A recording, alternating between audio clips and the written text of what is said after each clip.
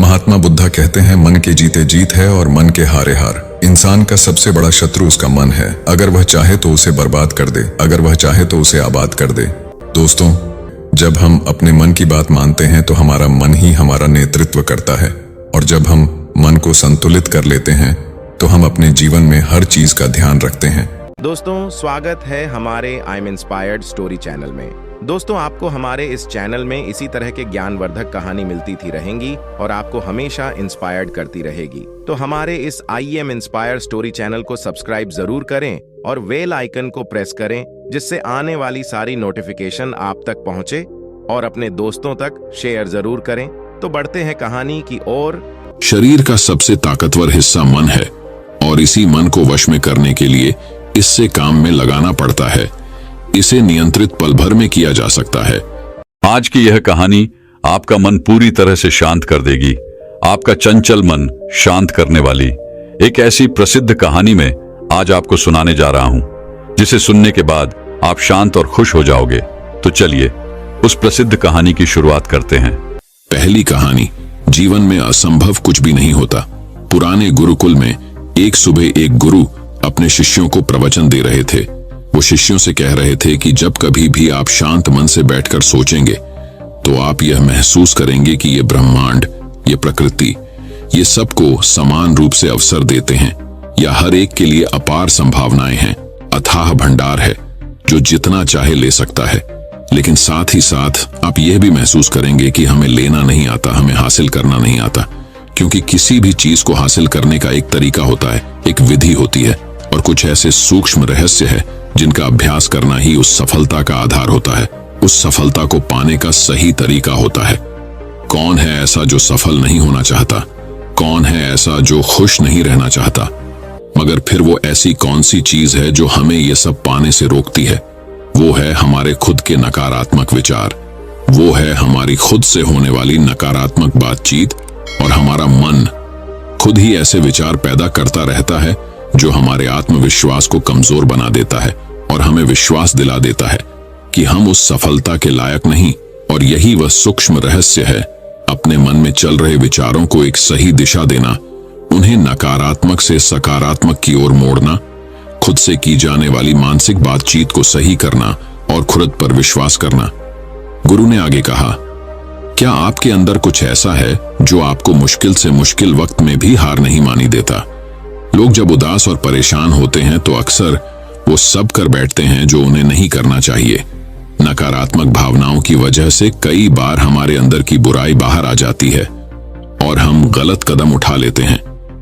गुरु ये सब बोल ही रहे थे कि तभी एक शिष्य खड़ा होता है और गुरु से प्रश्न करता है, गुरुदेव, क्या आप हमें बता सकते हैं कि हमें अपने अंदर की बुराई और नकारात्मकता का सामना कैसे करना है और जिंदगी को सकारात्मक विचारों के साथ कैसे जीना है? गुरु ने मुस्कुराते हुए कहा, खुश रहना उतना भी मुश्किल नहीं है जितना आप सोचते हैं। बस हमें हर सुबह और शाम अपने विचारों को सही दिशा देना है। हर नया सवेरा एक उम्मीद लेकर आता है, क्योंकि हर नए दिन के साथ नए सपने, नई उम्मीदें और नए मौके मिलते हैं। इसीलिए अपने हर दिन का दिल से स्वागत करो। कौन जाने कल क्या होगा, क्योंकि आने वाला समय तो किसी ने नहीं देखा है ना। अक्सर हम सभी सोचते हैं कि हमारे सामने एक लंबी जिंदगी पड़ी है। ये बात सच है, लेकिन यह भी एक सच है कि जिंदगी का कोई भरोसा नहीं, कब क्या हो जाए कहना बड़ा मुश्किल है। इसीलिए हर दिन को अपना एक नया जन्म समझकर जीना शुरू करो, क्योंकि इस सोच के साथ जीवन जीने से आप कभी दोबारा उदास महसूस नहीं करेंगे, बल्कि आप खुद से और अपने करीबी लोगों से और भी ज्यादा प्रेम करने लगेंगे। और फिर जो भी करेंगे पूरे जोश और उत्साह के साथ करेंगे। आपका हर दिन हंसी और खुशी के साथ बीतेगा। गुरु ने आगे कहा, अगर आप सफलता चाहते हैं तो आपको कुछ समझौते भी करने पड़ेंगे। जीवन का यही नियम है, अपनी आराम की स्थिति में रहते हुए आप कभी कुछ बड़ा हासिल नहीं कर सकते।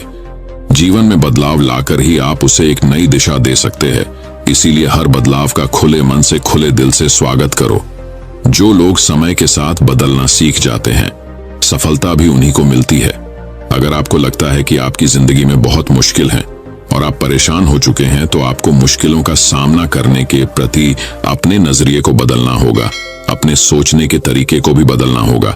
चाहे कोई सा भी बदलाव आए और वहीं कितनी ही मुश्किलें क्यों न लगें, आप बस उसका सामना कीजिए। आपको शायद नहीं पता, पर आप अपनी सोच से कहीं ज्यादा मजबूत हैं और आपकी जिंदगी में जितनी मुश्किलें आएंगी, आप उतने ही मजबूत होते चले जाएंगे, क्योंकि हर मुश्किल एक नया अनुभव, एक नया सबक देकर जाती है और फिर आपको सफल होने से कोई नहीं रोक पाएगा और आपकी जिंदगी खुशियों और कामयाबियों से भर जाएगी। बुरे काम करके ये मत सोचो कि अब आपके साथ कुछ अच्छा होगा।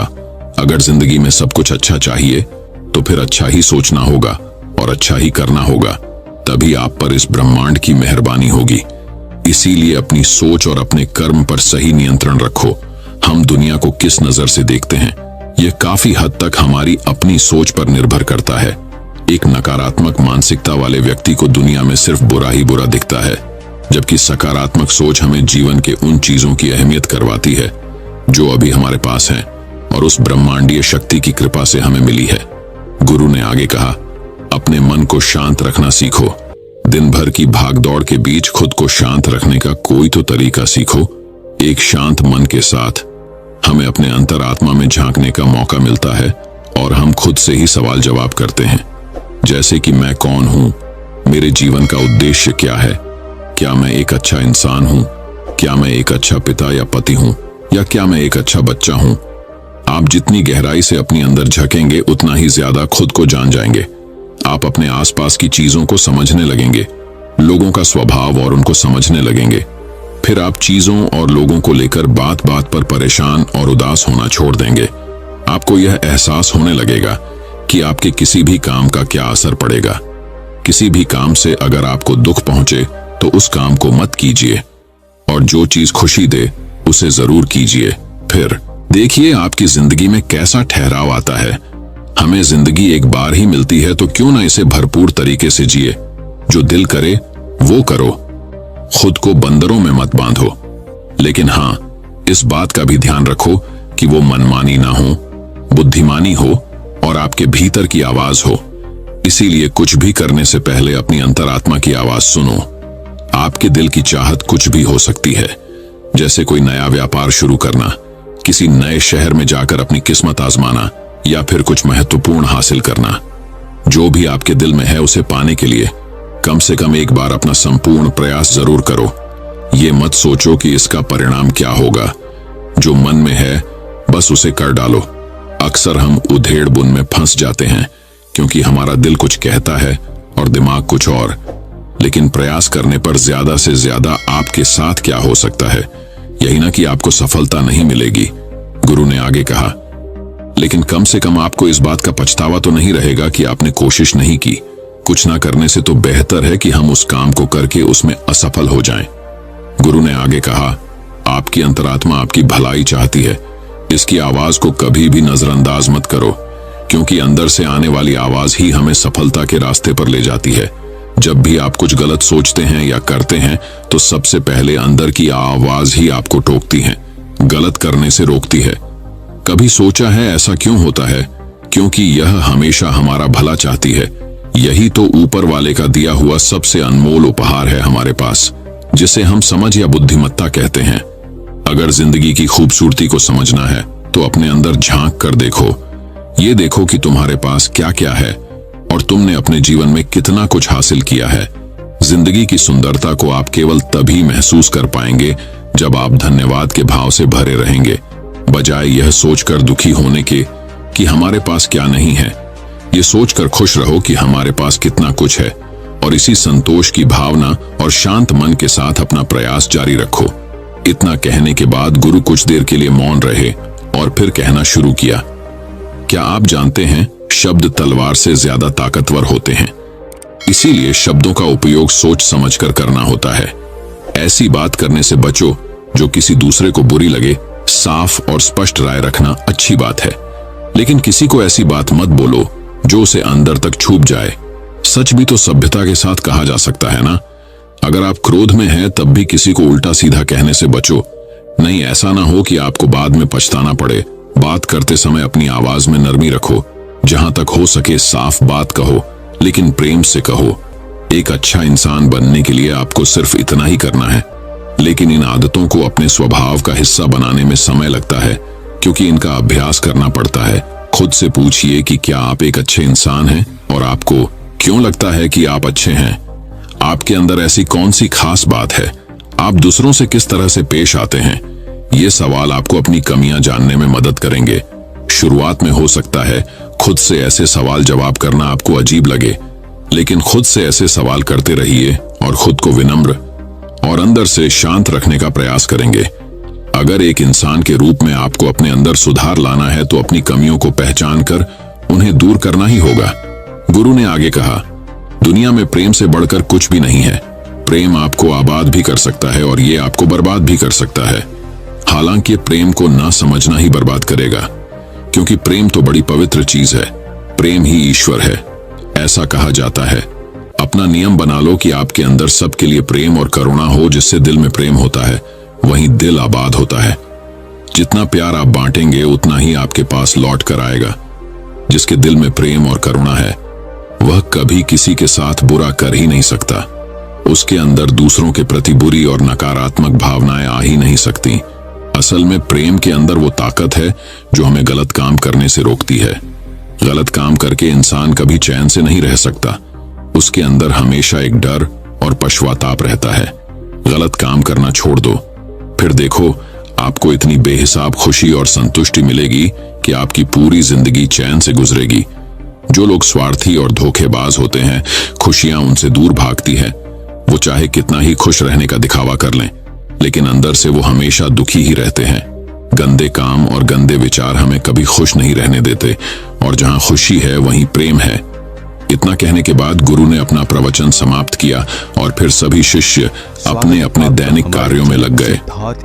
दोस्तों, इस तरह के विचार अपने दिमाग को देने से और विचारों को सकारात्मक रखने से निश्चित रूप से जिंदगी बदलेगी। तो चलिए दोस्तों, अब बढ़ते हैं हमारी दूसरी कहानी की तरफ। दोस्तों, बहुत समय पहले की बात है। एक नगरी में एक युवक रहा करता था।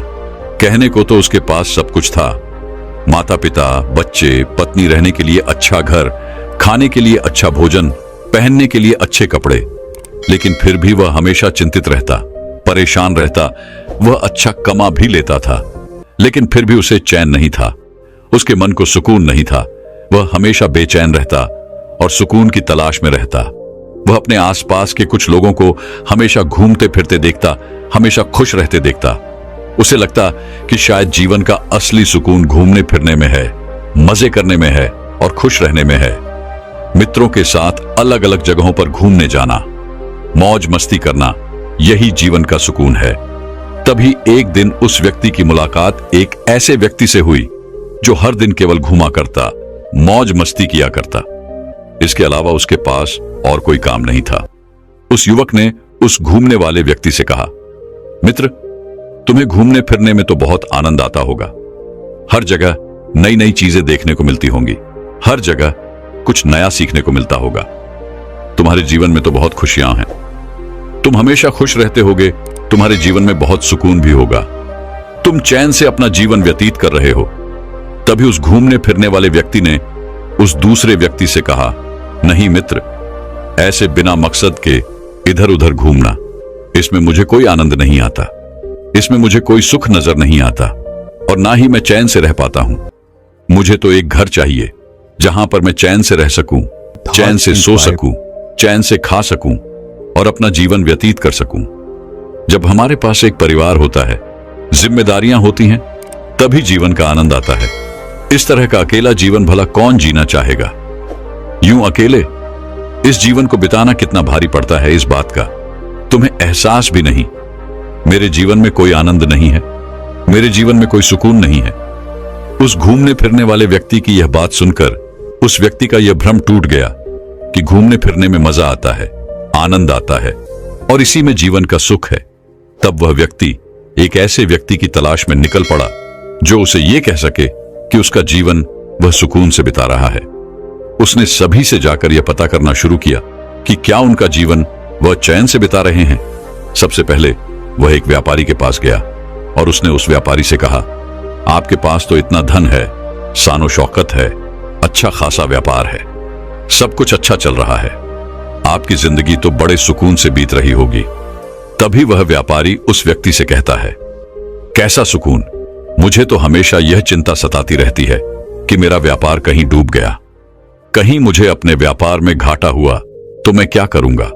हर वक्त मेरे विरोधी मेरा व्यापार मुझसे छीनने का प्रयत्न करते रहते हैं। यदि वह मुझसे आगे निकल गए तब तो मेरा व्यापार पूरी तरह से चौपट हो जाएगा। तो ऐसे में मुझे सुकून कहां है? मैं तो हमेशा परेशान रहता हूं, चिंतित रहता हूं। उस व्यापारी की यह बात सुनकर वह व्यक्ति वहां से चल पड़ता है और फिर जाकर एक किसान से यही बात करता है। तब वह किसान कहता है, कैसा सुकून मित्र, हर वक्त ये चिंता सताती रहती है कि कहीं मेरी फसल अच्छी ना हुई तो मैं क्या करूंगा। अपने परिवार का पालन पोषण मैं कैसे कर पाऊंगा। अपने परिवार के खाने के लिए 2 वक्त की रोटियों का इंतजाम मैं कैसे कर पाऊंगा। तो ऐसे में सुकून है ही कहां, हर वक्त केवल चिंता है, परेशानी है। वह व्यक्ति उस किसान से मिलकर आगे की ओर बढ़ा। उसके बाद वह एक मजदूर के पास पहुंचा और उसी प्रकार एक अधिकारी के पास भी गया। जहां जहां वह जा सकता था, जहां जहां वह सोच सकता था, वह सबके पास गया, लेकिन उसे कहीं भी कोई भी ऐसा व्यक्ति नहीं मिला जो यह कह सके कि उसके जीवन में खुशियां हैं, उसके जीवन में वह सुकून है और वो अपने उस जीवन को बड़ी ही सुकून के साथ जी रहा है और उसे अपने जीवन में अब कुछ नहीं चाहिए। जो कुछ चाहिए था वो उसे मिल चुका है। जब वह सबसे मिलकर थक चुका और उसे कोई ऐसा व्यक्ति नहीं मिला, तब वह राजा के पास पहुंचा और उसने राजा से कहा, है महाराज, यदि आपकी आज्ञा हो तो मैं आपसे एक प्रश्न पूछना चाहता हूं। राजा ने उस युवक की बात सुनी और उस युवक से कहा, अवश्य। तभी वह व्यक्ति राजा से कहता है राजन, क्या आपके जीवन में सुकून है? आपके पास तो वह सब कुछ है जो एक व्यक्ति को चाहिए, धन, दौलत, ऐश्वर्य, वैभव, शानो शौकत। आपके पास तो किसी चीज की कोई कमी नहीं है। जो चीज आपको चाहिए वह आपको तुरंत मिल जाती है और मुझे लगता है कि आप ही वो हैं जो अपने जीवन को सुकून के साथ जी रहे होंगे। तो क्या आपके जीवन में सुकून है? राजा उस युवक की यह बात सुनकर जोर से हंस पड़ा और कहने लगा, युवक, जो सुकून तुम अपने जीवन के लिए ढूंढ रहे हो वही तो हम भी ढूंढ रहे हैं। कहने को तो हमारे पास सब कुछ है, पर हमेशा कुछ ना कुछ कमी लगी ही रहती है। बस वही छोटी सी कमी हमारे जीवन का सुख चैन सब लूट कर चली जाती है। लेकिन यदि तुम्हें कहीं सुकून मिल जाए तो मुझे भी अवश्य बताना, क्योंकि हमें भी अपने जीवन में सुकून की सख्त आवश्यकता है। हम भी अपने जीवन को चैन से जीना चाहते हैं। राजा की यह बात सुनकर वह युवक निराश होकर वापस घर की ओर लौट रहा था और उसे यह भी यकीन हो चुका था कि किसी भी मनुष्य के जीवन में कभी भी सुकून जैसी कोई चीज नहीं हो सकती। एक मनुष्य हमेशा अधूरा ही रहता है, वह हमेशा बेचैन ही रहता है। उसकी इच्छाएं कभी पूरी नहीं हो सकती, वह कभी भी तृप्त नहीं हो सकता। वह यह सोचता हुआ अपने घर की ओर आगे बढ़ रहा था कि तभी उसने एक वृक्ष देखा। वह वृक्ष उसे अति सुंदर लग रहा था, जिस कारण वह वहीं पर बैठ गया और मन ही मन यह बड़बड़ा रहा था कि इस दुनिया में कोई सुखी नहीं है। हर कोई अपनी अपनी समस्याओं से परेशान है। किसी को किसी चीज की कमी है तो किसी के पास सब कुछ होते हुए भी वह अपने मन से, अपने इच्छाओं से परेशान है। तभी अचानक पीछे से एक आवाज आई और जब उस व्यक्ति ने पीछे मुड़कर देखा तो वहां पर एक साधु खड़े थे। वह साधु उस व्यक्ति से कहते हैं, बेटा, बहुत जोरों की भूख लगी है, क्या कुछ भोजन मिलेगा? तभी वह युवक उन साधु से कहता है महाराज, आप जितना कहेंगे मैं आपको उतना भोजन दूंगा, लेकिन उससे पहले आपको मेरे एक सवाल का जवाब देना होगा। उन साधु ने कहा, पूछो, तुम क्या जानना चाहते हो? तभी वह युवक उन साधु से कहता है महाराज, मैं तो बस इतना जानना चाहता हूं कि क्या इस सृष्टि में कोई ऐसा व्यक्ति है जिसके जीवन में सुकून है? मैंने बहुत तलाश की, मैंने कई लोगों से बात की, उनके बारे में जाना, उनके जीवन के बारे में जाना, लेकिन हर कोई एक ही बात कहता है कि वह अपनी कुछ ना कुछ समस्याओं से हमेशा परेशान ही रहते हैं। उन्हें एक पल के लिए चैन नहीं है। यहां तक कि मैं राज्य के राजा के पास भी गया था, उन्होंने भी यही बात कही कि किसी न किसी चीज की कमी के कारण हमेशा मन बेचैन रहता है। इसे एक पल के लिए चैन नहीं रहता। तभी वह साथ उस युवक की इस बात का जवाब देते हुए कहते हैं, बेटा तुम गलत खोज रहे हो। इस सृष्टि में जितने भी व्यक्ति हैं सभी के पास सुकून है। यह बात सुनकर वह व्यक्ति चौंक उठा और उन साधु से कहता है, यह आप क्या कह रहे हैं? मैंने हर जगह खोजबीन की, हर जगह लोगों से पूछताछ की, लेकिन किसी ने भी यह नहीं कहा कि वो अपना जीवन सुकून से बिता रहा है। और दूसरों की बात क्या करना, मैं तो खुद अपने जीवन में किसी न किसी इच्छाओं को लेकर, किसी न किसी परिस्थितियों को लेकर हमेशा चिंतित ही रहता हूं। फिर भला आप यह कैसे कह सकते हैं कि सबकी जिंदगी चैन से भरी हुई है, सभी के जीवन में सुकून है? तभी वह साधु उस युवक की इस बात का जवाब देते हुए कहते हैं, बेटा जिस सुकून की तलाश तुम कर रहे हो वह सभी के जीवन में है। बस फर्क इतना है कि हम मनुष्य हमेशा उन चीजों के पीछे भागते रहते हैं जो हमारे पास नहीं होती। तभी वह युवक उन साधु से कहता है महाराज आप क्या कहना चाहते हैं? मुझे आपकी बात समझ नहीं आई, कृपया आप इसे साफ स्पष्ट तौर पर समझाइए। तभी वह साधु उस युवक से कहते हैं, बेटा तुम्हारे पास भी सब कुछ है, अच्छा घर है, खाने के लिए अच्छा भोजन है, अच्छे कपड़े हैं, माता पिता पत्नी बच्चे, तुम्हारा परिवार भला फुला हुआ है, लेकिन तुमको अपनी इच्छाओं की पूर्ति करनी है। जैसे कि अभी तुम यह जानना चाहते हो कि क्या किसी के जीवन में सुकून है। यह तुम्हारी इच्छा तुम्हें यहां वहां दौड़ा रही है, तुम्हें इधर उधर नचा रही है, और इसी एक इच्छा ने तुम्हारे मन की बेचैनी बढ़ा दी है, जिस कारण जो सुकून तुम्हारे पास होना चाहिए था वह अब नहीं है। तभी वह युवक उन साधु से कहता है महाराज मुझे आपकी बात अभी भी समझ नहीं आई, आखिर आप क्या कहना चाहते हैं? तभी वह साधु उस व्यक्ति से कहते हैं, बेटा किसी भी व्यक्ति को सुख कब मिलता है, उसके मन को चैन कब आता है? तभी वह युवक उन साधु की इस बात का जवाब देते हुए कहता है महाराज जब किसी मनुष्य की कोई इच्छा पूरी हो जाए, जब वह कोई चीज चाह रहा हो और उसे वे मिल जाए तो उसका मन अति प्रसन्न होता है, और जब वह उस चीज को पा लेता है तभी उसे चैन मिलता है। तभी वह साधु उस व्यक्ति से कहते हैं, तुमने बिल्कुल ठीक कहा, लेकिन मेरी एक बात याद रखना कि इच्छाएं कभी भी हमें सुकून वे चैन नहीं दे सकती, चाहे तुम अपनी कितनी भी बड़ी इच्छाओं की पूर्ति क्यों ना कर लो। यह तुम्हारे पास जो चैन है, जो तुम्हारे पास सुख है, यह भी तुमसे छीन लेती है। तभी वह युवक उन साधु से कहता है महाराज तब क्या हमें अपनी इच्छाओं की पूर्ति नहीं करनी चाहिए? क्या हमें सुख के पीछे नहीं भागना चाहिए? तभी वह गुरु उस व्यक्ति से कहते हैं, बेटा मैं ऐसा नहीं कह रहा कि तुम्हें अपनी इच्छाओं की पूर्ति नहीं करनी चाहिए, लेकिन जिस चैन की तलाश में तुम हो, जिस सुकून की तलाश में तुम हो, यह सभी के पास है, यह मिलता नहीं है, यह तो सबके पास ही है। बस इसके लिए तुम्हें एकांत चाहिए, और जब तुम एकांत में इसे देखते हो, इसे समझते हो, तो आनंद की वर्षा होती है। जिस व्यक्ति के पास एकांत है उसके पास आनंद भी है, और जिस व्यक्ति के पास आनंद है वह दुनिया का सबसे मजबूत और सबसे शक्तिशाली व्यक्ति है। ऐसा मनुष्य किसी भी स्थिति में, किसी भी परिस्थिति में डगमगाता नहीं है, चाहे सुख हो या फिर चाहे वह अपने अंतिम समय को ही क्यों न प्राप्त कर रहा हो, लेकिन वह आनंद से भरा रहता है, उसका मन खुशहाली से भरा रहता है। तभी वह युवक उन साधु से कहता है महाराज आखिर आप ये सब क्या बातें कर रहे हैं? मुझे अब तक आपकी कोई भी बात पूरी तरह से समझ नहीं आई। यदि आप कोई उदाहरण देकर बताएं तो मुझे और अच्छे से समझ में आ सकता है। तभी वे साधु उस युवक को अपने साथ अपने आश्रम ले गए। वहां पर एक कुत्ता था, उस कुत्ते की ओर इशारा करते हुए वह साधु उस व्यक्ति से कहते हैं, तुम कुत्ते को देख पा रहे हो? तब वह व्यक्ति कहता है, हां गुरुवर मैं उस कुत्ते को देख पा रहा हूं। तभी वह साधु उस व्यक्ति से कहते हैं, बेटा तुम उसकी पूंछ को देख रहे हो, वह उसे किस तरह से हिला रहा है? इस पर वह व्यक्ति कहता है, हां महाराज मैं देख रहा हूं कि वह अपने पूंछ को किस तरह से हिला रहा है।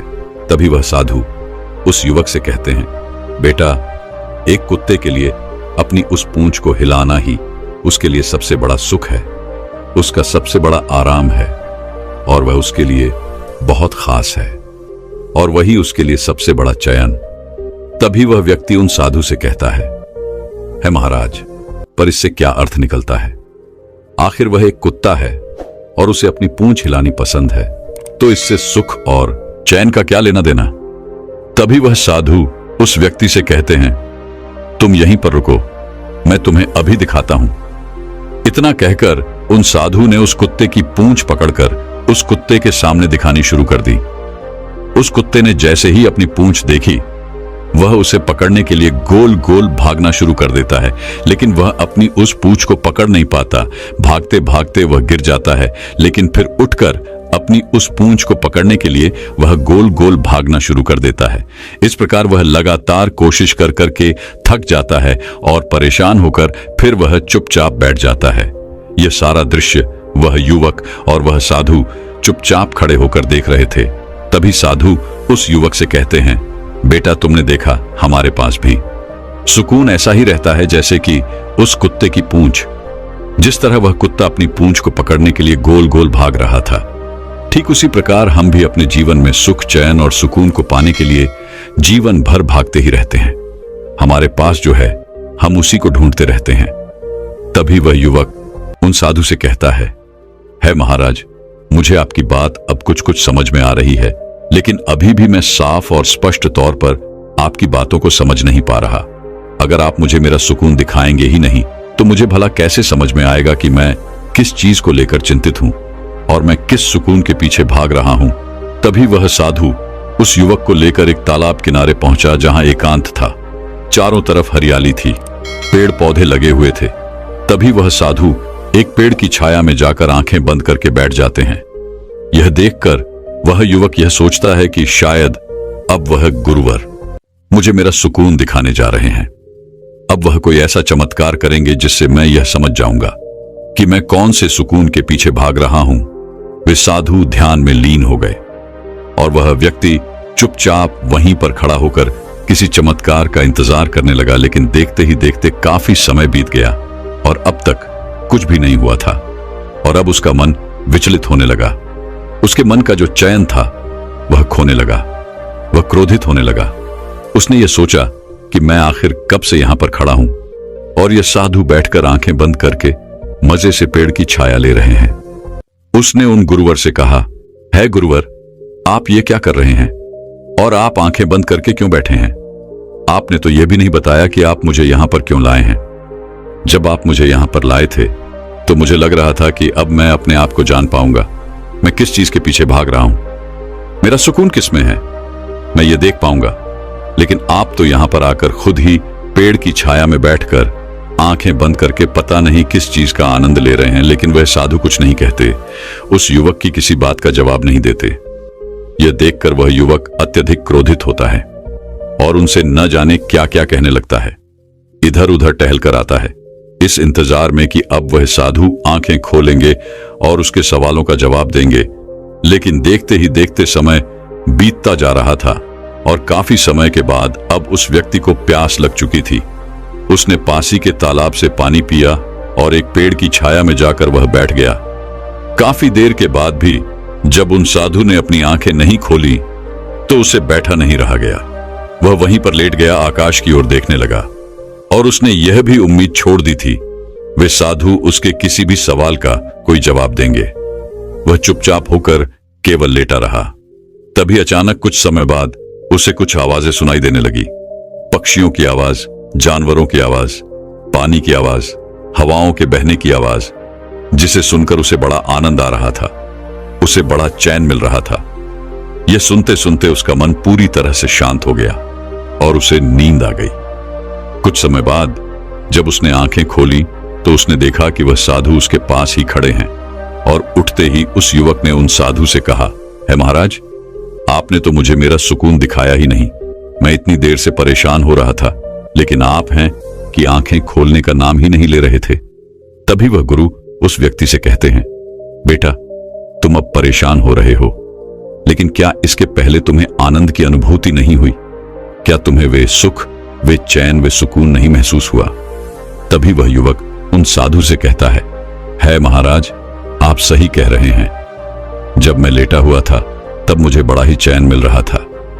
मेरा मन बिल्कुल शांत था और मुझे आनंद की अनुभूति हो रही थी।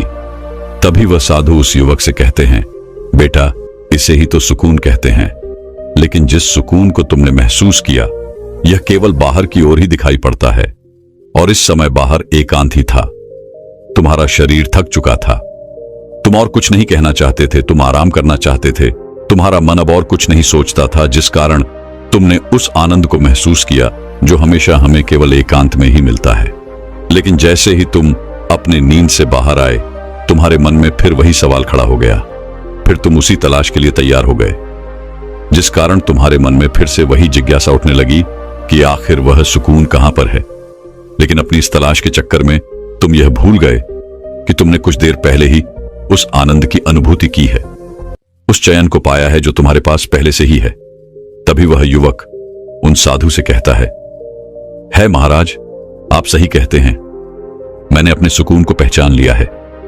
मैंने यह जान लिया है कि आखिर सुकून क्या होता है, आनंद क्या होता है, चयन क्या होता है और सुख किसे कहते हैं।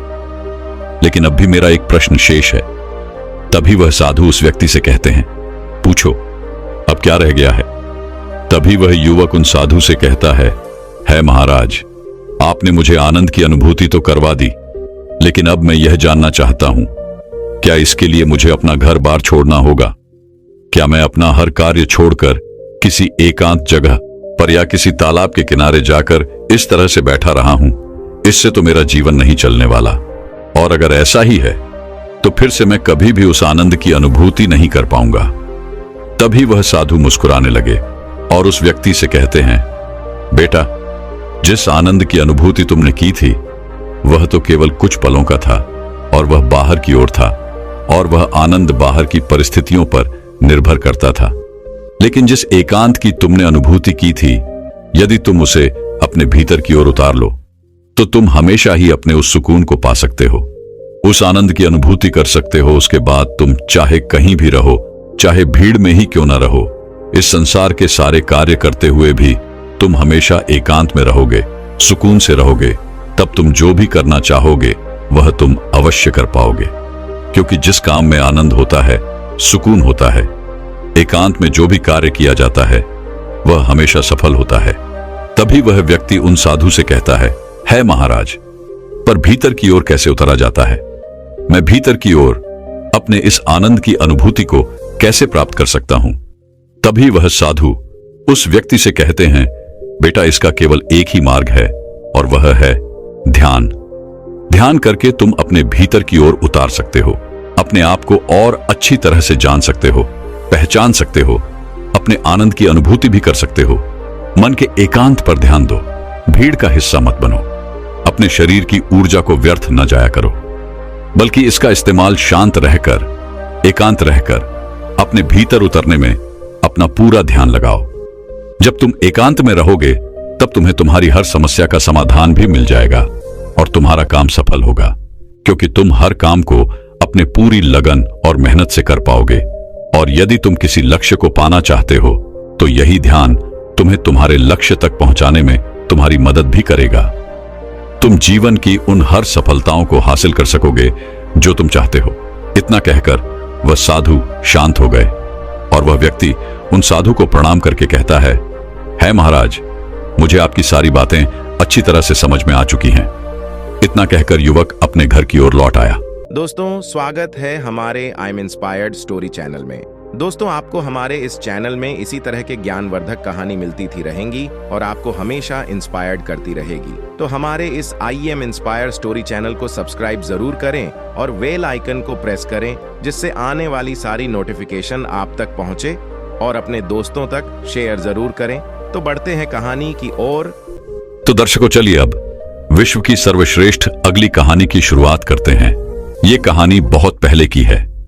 एक नगरी में एक व्यक्ति रहा करता था जिसका इस संसार से मन भर चुका था, जो इस संसार की मोह माया को त्याग देना चाहता था। उसने एक दिन फैसला किया, इस जीवन की हर मोह माया को त्याग देगा। उसने अपना मन बना लिया था। उस व्यक्ति ने सन्यासियों का जीवन देखा था और उसने ये तय कर लिया था कि वह भी अब एक सन्यासी बनेगा। वह तुरंत ही अपने घर से निकलकर वो तुरंत ही पास में रह रहे एक बौद्ध भिक्षु के पास जाता है और उनसे कहता है कि मुझे एक सन्यासी जीवन जीना है। मैं अब इस संसार की वह माया को त्याग देना चाहता हूं। मुझे सन्यासी का जीवन जीना है। इस पर वह बौद्ध भिक्षु उस व्यक्ति से कहते हैं, क्या तुम सच में एक सन्यासी जीवन जीना चाहते हो? क्या तुमने यह तय कर लिया है कि तुम्हें अब सन्यासी बनना है?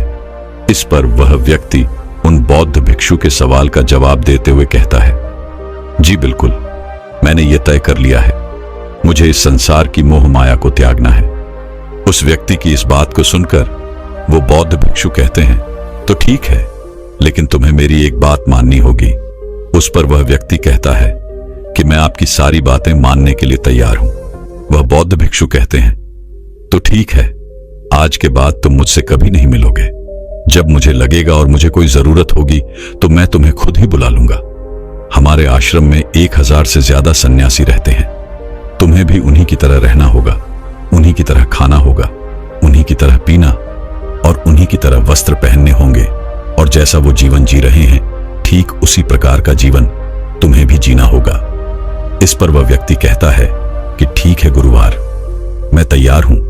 इतना कहकर वो उन बौद्ध भिक्षु को प्रणाम करता है, उनसे आज्ञा लेता है और आश्रम की ओर चला जाता है। आश्रम में जाने के बाद उसे एक कमरा मिलता है। उस कमरे में वो जाकर चुपचाप बैठ जाता है। आश्रम में रहने वाले सभी लोग उसे चावल कूटने का काम देते हैं। वह व्यक्ति हर रोज उन 1000 सन्यासियों के लिए चावल कूटने का काम करने लगा। जब भी वो थक जाया करता तो वो वहीं पर सो जाया करता था, और जब उसकी नींद खुलती तो वापस वो अपने काम पर यानी कि चावल कूटने में लग जाया करता था। ठीक इसी प्रकार उस व्यक्ति के कई दिन बीत गए। उसे लगता था कि जब भी गुरुदेव को उसकी जरूरत होगी तो वो उसे खुद ही बुला लेंगे। उसे ये सोचने की जरूरत नहीं है कि उसे गुरुवर से मिलना चाहिए, और इसी इंतजार में वो व्यक्ति इसी तरह से रहने लग जाता है। वह सुबह से शाम तक केवल चावल कूटने का ही काम करता रहता था, क्योंकि गुरु के कहे अनुसार उसने इसी काम को चुना था और उसे यही काम करने को कहा गया था। धीरे धीरे 1 साल हो गया था, लेकिन अभी तक उन बौद्ध भिक्षु ने उस व्यक्ति को नहीं बुलाया। ऐसे ही 2 साल बीत गए। तीसरा साल भी इसी तरह से गुजर गया, और ऐसे ही करते करते पूरे 12 सालों का समय उस व्यक्ति ने उसी आश्रम में चावल कूटते हुए गुजार दिया। अभी तक उन बौद्ध भिक्षु ने उस व्यक्ति को कभी नहीं बुलाया, लेकिन इस वक्त के दौरान उस व्यक्ति के मन में अब कोई विचार नहीं रह गए थे, ना ही कोई अड़चने, ना ही कोई समस्या। वह अपने गुरु के आदेशानुसार बस इसी काम में लगा रहता था। 12 सालों से वो इसी काम को कर रहा था, और यह काम उसकी अब एक दिनचर्या बन चुकी थी। 12 सालों के बाद वो बहुत भिक्षु काफी बूढ़े भी हो चुके थे। उन्हें लगा था कि अब उनका अंतिम समय आ चुका है, और उन्हें अब किसी एक उत्तराधिकार को चुनना ही होगा। इसलिए उन्होंने आश्रम में घोषणा करवा दी कि जो कोई भी मेरा उत्तराधिकार बनना चाहता है वो अंधेरी रात में मेरे कमरे की बाहरी दीवार पर 4 पंक्तियां लिखकर जाएगा, और उन पंक्तियों में उसे ये बताना होगा कि इस जीवन को जीने का सही तरीका क्या है, इस जीवन को किस तरह से जीना सही है। इस जीवन का सत्य लिखना होगा, लेकिन एक बात याद रखना कि उसे यह खुद से ही लिखना होगा और खुद के जीवन का अनुभव बताना होगा। जो भी यह बताने में सफल हो जाएगा वही असली उत्तराधिकारी बन पाएगा। यूं तो उस आश्रम में रहने वाले सभी उन बौद्ध भिक्षु को बहुत माना करते थे, उनका आदर किया करते थे, लेकिन इस तरह से कोई भी उन्हें धोखा नहीं देना चाहता था। उन बौद्ध भिक्षु के सामने खुद को एक सही और सफल उत्तराधिकार साबित करना बहुत ही मुश्किल था। चाहत तो सभी शिष्यों के मन में थी कि वो एक उत्तराधिकारी बने, लेकिन कोई भी ये काम करना नहीं चाहता था। लेकिन उन 1000 शिष्यों में से एक ऐसा विद्वान शिष्य था जिसने हिम्मत की और अंधेरी रात में जाकर गुरुवर के कमरे के बाहर की दीवार पर यह लिख दिया कि मन एक दर्पण की तरह है जिसमें धूल जम जाती है। उस धूल को साफ कर दो तो सत्य अनुभव में आ जाता है और सत्य मिल जाता है। यह 4 पंक्तियां उस शिष्य ने बड़ी ही हिम्मत के साथ अपने गुरुवर की कमरे की बाहरी ओर लिख दिया। अगली सुबह जब वो बौद्ध भिक्षु उठे और अपने कमरे से बाहर आए तो उन्होंने ये 4 पंक्तियां पढ़ी और उन्होंने कहा कि आखिर किस मूर्ख ने मेरी दीवार को खराब कर दिया है, उसे पकड़कर अभी मेरे पास लेकर आओ। जब आश्रम में सभी लोगों ने पता किया तो यह पता चला कि वह विद्वान शिष्य रात को ही इन 4 पंक्तियों को लिखने के बाद आश्रम छोड़कर चला गया है, क्योंकि यह विचार उसके अपने नहीं थे और उसने जाते जाते अपने मित्रों से यह भी कह दिया था कि अगर सुबह गुरुवर को मेरी ये 4 पंक्तियां पसंद आई तो तुम मुझे बता देना, और अगर इन 4 पंक्तियों को पढ़ने के बाद गुरुवर नाराज होते हैं, क्रोधित होते हैं, तो उन्हें मेरा पता कभी मत बताना। यह सब देख उस आश्रम के सभी लोग बड़े ही चिंतित हो गए थे। उन्हें समझ नहीं आ रहा था कि इतनी अच्छी 4 पंक्तियां तो लिखी गई थी, फिर आखिर गुरुवर नाराज क्यों हो रहे हैं। इतने सत्य शब्द यहां पर लिखे गए हैं कि मन एक दर्पण की तरह है जिसमें शब्दों और विचारों की धूल जम जाती है। अगर उसे साफ कर दें तो सत्य का प्रतिबिंब हमें दिखाई देने लगता है। भला इसमें कुछ गलत क्या लिखा गया है जो गुरुवर इतना क्रोधित हो रहे हैं। गुरुवर कुछ ज्यादा ही सख्त लगते हैं। देखते हैं कि गुरुवर को ऐसा उत्तराधिकारी कहां से मिलता है जिसके पास इससे भी उच्च विचार होंगे। पूरे आश्रम में सभी लोग बस यही बातें कर रहे थे कि आखिर गुरुवर को उनका मन पसंदीदा उत्तराधिकार कहां से मिलेगा। उस आश्रम में रहने वाले 4 शिष्य आपस में यही बातें कर रहे थे और वह यह बातें करते करते उस चावल कुटने वाले व्यक्ति के पास से गुजर जाते हैं। वह व्यक्ति ये सारी बातें सुन लेता है और जोर जोर से हंसने लगता है। वे चारों ये देख उस व्यक्ति से पूछते हैं कि इसमें हंसने वाली बात क्या है, तुम्हें इसमें क्या गलत लगा कि तुम्हें इस पर हंसी आ रही है। इस पर वह व्यक्ति जवाब देते हुए कहता है कि गुरुवर सही तो कह रहे हैं, किसी ना समझने ही ये सब लिखा होगा। यह सुन वो चारों शिष्य क्रोधित हो जाते हैं और उस व्यक्ति से कहते हैं कि तुम्हें क्या पता, तुम तो 12 सालों से सिर्फ चावल ही कूट रहे हो, तुम्हें किस बात का ज्ञान है। ना ही तुम्हें शास्त्रों का ज्ञान है और ना ही तुम्हें गुरुवर ने कभी भी कोई ज्ञान दिया है, फिर तुम्हें क्या पता है। अगर तुम्हें इतना ही ज्ञान है तो तुम ही कोई अच्छे शब्द क्यों नहीं बता देते। वह व्यक्ति हंसते हुए कहता है कि ठीक है, मैं जरूर बता दूंगा, लेकिन इतने सालों से मैं चावल कूट रहा हूं तो मुझे लिखने की आदत अब नहीं रही। मैं लिखना भूल गया हूं। मैं बातें तो बता दूंगा लेकिन किसी को लिखना पड़ेगा। और यह भी याद रखना कि मुझे उत्तराधिकारी बनने का कोई शौक नहीं है, और अगर किसी ने मुझे यह उपाधि देनी भी चाहिए तो मैं इसे ग्रहण नहीं करूंगा। मैं अपने कान पकड़ता हूं, लेकिन इन विचारों को कभी नहीं बताऊंगा। इस पर वो चारों शिष्य कहते हैं कि ठीक है, तुम्हें यह उपाधि कोई नहीं देगा, लेकिन वो क्या शब्द हैं, तुम बताओ तो सही, हम लिखते हैं। इस पर वह व्यक्ति कहता है कि अच्छा ठीक है, तब लिखो जो मैं कह रहा हूं। कैसा दर्पण, कैसी धूल, ना कोई दर्पण ना कोई धूल। जो इसे जान लेता है वो सत्य को प्राप्त हो जाता है। यह बात गुरु के कानों में पड़ जाती है। आधी रात को वह गुरु व उस चावल कूटने वाले व्यक्ति के पास आते हैं और उसे कहते हैं कि तुम यहां से चले जाओ, वरना यहां पर रहने वाले आश्रम के सभी 1000 लोग तुम्हें छोड़ेंगे नहीं। ये मेरा चोगा ले लो। तुम मेरा उत्तराधिकारी बनना चाहो या फिर ना चाहो, इससे कोई फर्क नहीं पड़ता कि तुम उत्तराधिकारी बनो या ना बनो, लेकिन जो शब्द तुमने कहे थे वही शब्द असली सत्य है और जीवन के अनुभव को दर्शाते हैं। इसलिए मन ही मन मैंने तुम्हें अपना उत्तराधिकारी मान लिया है।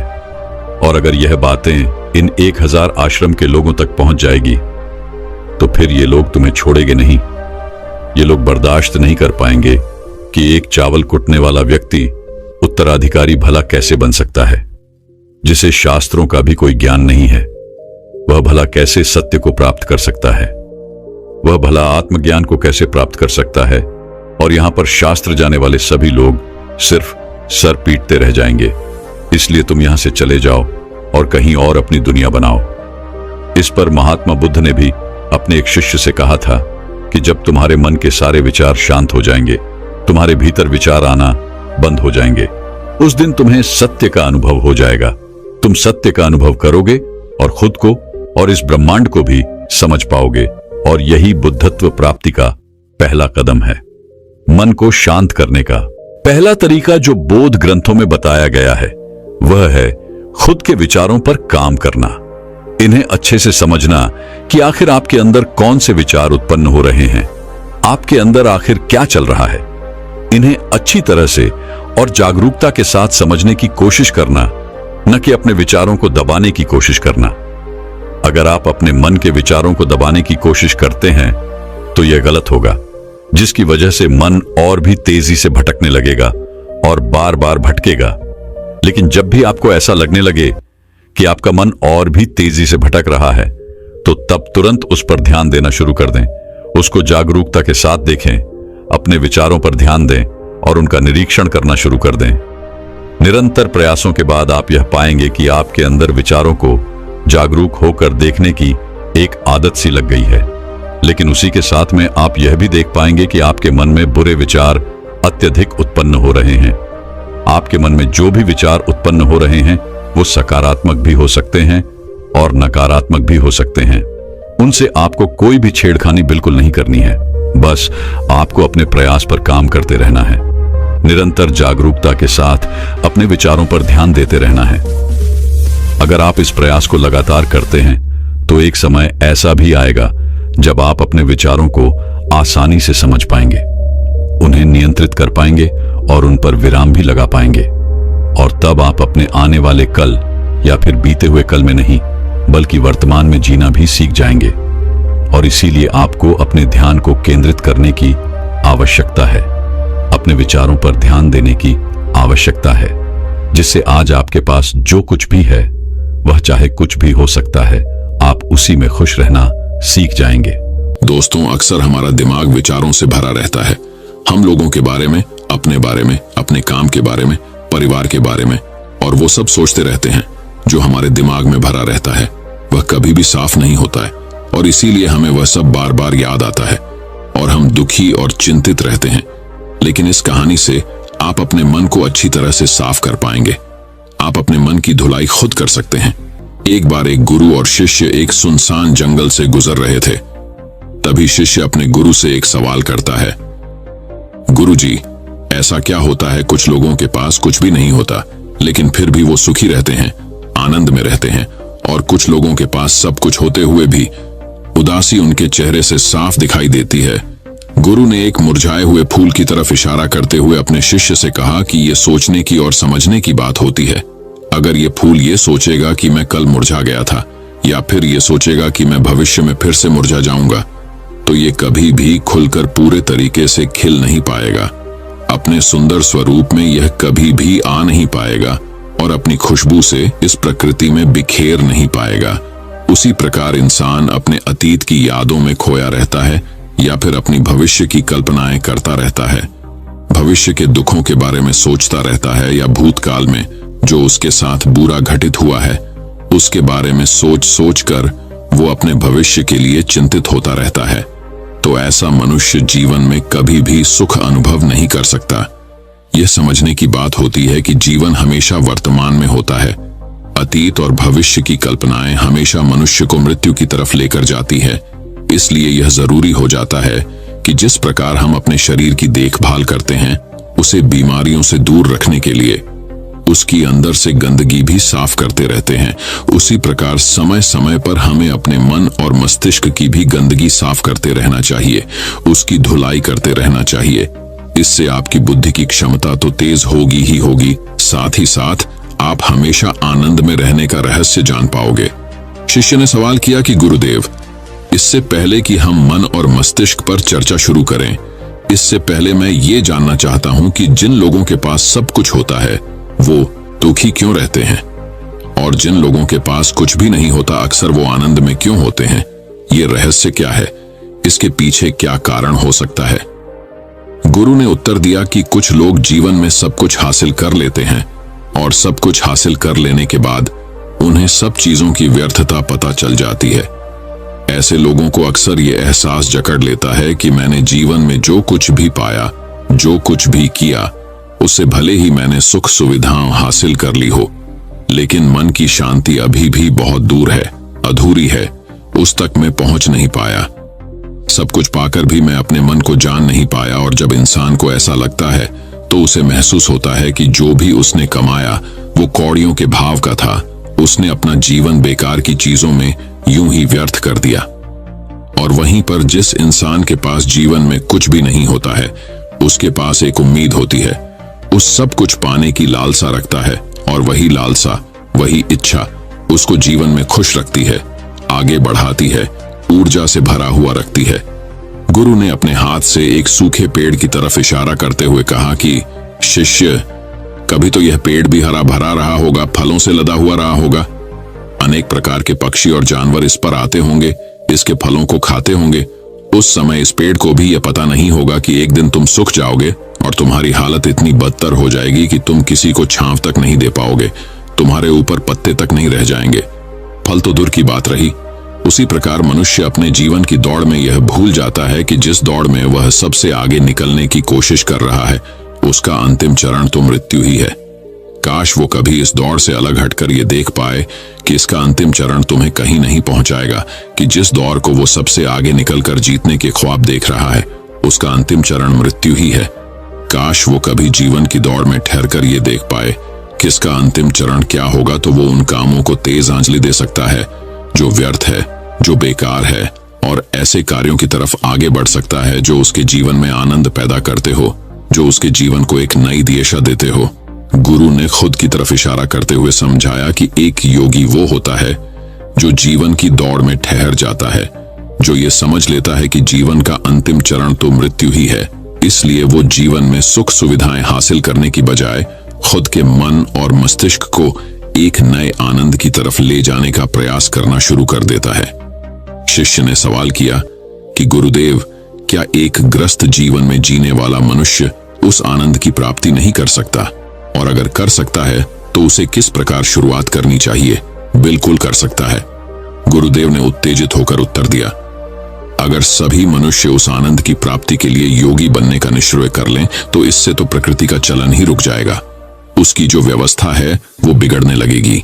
एक सच्चा योगी अपने जीवन में खोज करता है और खोज करने के बाद वो ग्रस्त जीवन में किस प्रकार आनंद को प्राप्त किया जा सकता है वो तरीके सभी को बताता है, ताकि मनुष्य अपने ग्रस्त जीवन का पालन करते हुए उस आनंद की प्राप्ति भी कर सके। गुरु ने खुद को संबोधित करते हुए उत्तर दिया कि मैंने अपने जीवन में जो खोज की है उसके अनुसार मनुष्य को समय समय पर अपने मन और मस्तिष्क की सफाई करते रहना चाहिए। मनुष्य अपने शरीर पर तो ध्यान दे लेता है, लेकिन अपने मन और मस्तिष्क को वो भूल जाता है, उस पर कभी ध्यान नहीं देता, और उसी वजह से मन और मस्तिष्क बूढ़े होते चले जाते हैं, उनमें जवानी नहीं रह जाती, और जब उनमें जवानी नहीं रह जाती तो उनमें नयापन और ताजगी नहीं रह जाती, जिसकी वजह से एक इंसान उदासी से भर जाता है। मन और मस्तिष्क की गंदगी क्या होती है, पहले मैं तुम्हें यह बताता हूं।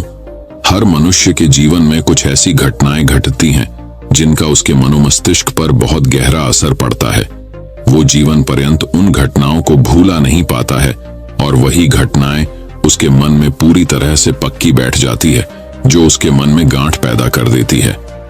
और भविष्य में जब भी वो कोई काम करेगा तो ये घटनाएं उसको प्रभावित करेंगी, उसके विचारों को, उसके निर्णय को पूरी तरह से बदल कर रख देंगी। ऐसे मनुष्य की दृष्टि भी भ्रमित हो जाती है, वो सत्य स्वरूप को नहीं देख पाता, वो चीजों को उन घटनाओं से जोड़कर भ्रमित तरीके से देखता है। उदाहरण के लिए, अगर किसी बुरी आंखों वाले आदमी ने आपको धोखा दे दिया तो अब जीवन पर्यंत बुरी आंखों वाले आदमी को हमेशा धोखेबाज समझते रहेंगे, उस पर कभी पूर्ण रूप से विश्वास नहीं कर पाएंगे। लेकिन समझने की बात यह होती है कि जिस इंसान ने आपको धोखा दिया, वो धोखा आपको बुरी आंखों से नहीं मिला, वो उस इंसान के स्वभाव से मिला।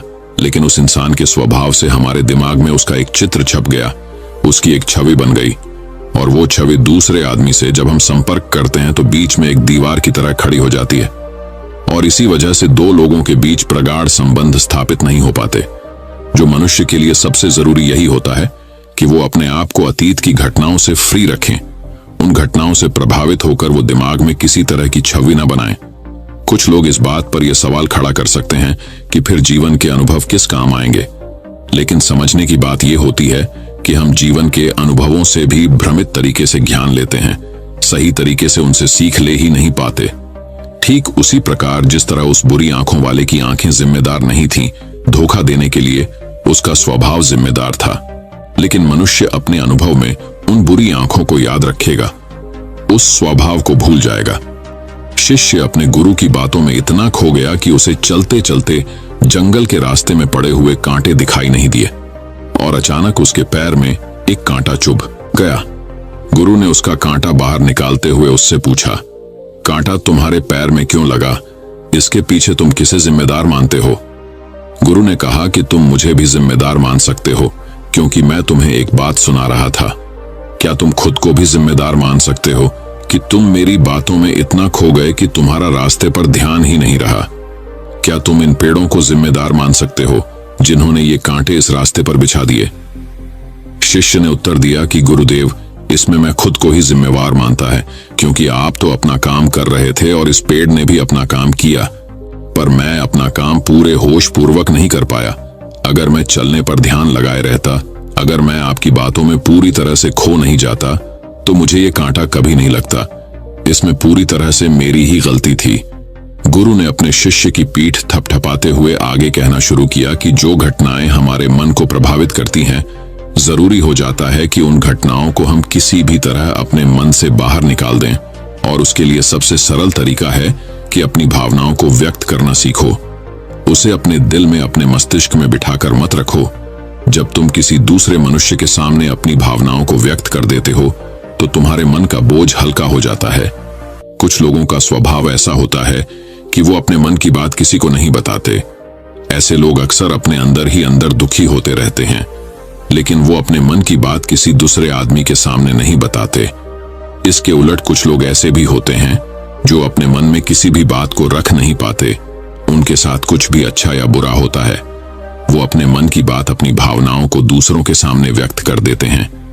और तुमने खुद महसूस किया होगा कि जो लोग अपने मन की भावनाओं को व्यक्त कर देते हैं, वो जीवन में ज्यादा आनंदित रहते हैं। कभी भी प्राकृतिक रूप से आए हुए वेग को रोकना नहीं चाहिए। जिस वेग को हम रोकने की कोशिश करते हैं, वो वेग हमें अंदर से ही खाने लग जाता है। अगर तुम्हारा मन किसी बुरी घटना पर रोने का हो रहा है, तो चीख चीख कर रो, अपने आप को रोको मत। उस वेग को पूरी तरह से बाहर आने दो। अगर किसी दूसरी घटना पर तुम्हारा मन खुश होने का, आनंदित होने का हो रहा है, तो पूरी तरह से नाचो गाओ, जिससे कि तुम उस वेग को बाहर निकाल सको। और जब वो वेग अपनी पूरी गति के साथ बाहर आ जाता है, तो पीछे छोड़ आता है एक खालीपन, एक अकेलापन, एक शांति, एक मौन, एक अनुभूति।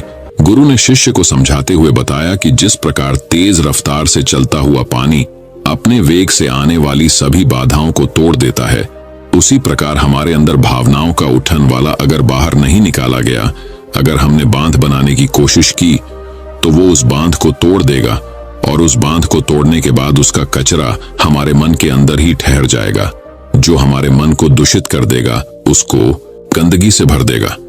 अक्सर मनुष्य अपने मन में किसी घटना को दबाकर इसलिए रखता है कि वो सोचता है कि अगर सामने वाले को इस घटना के बारे में पता चला, तो वो पता नहीं मेरे बारे में क्या सोचेगा।